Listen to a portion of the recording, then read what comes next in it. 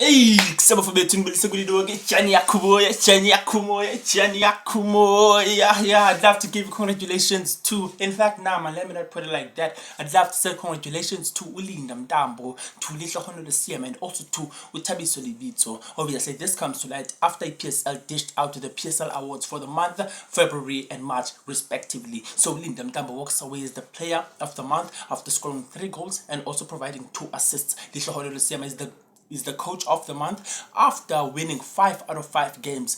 And then we have Thabiso Lebitsho, who walks away with the goal of the month award after he scored a cracker of a goal up against the Kaizer Chiefs. So guys, those are the awards for February/March. So I hope that the other players can also pull up their socks so that they can find their names at the top of that list. Otherwise, congratulations to the 3 that I've just mentioned right now.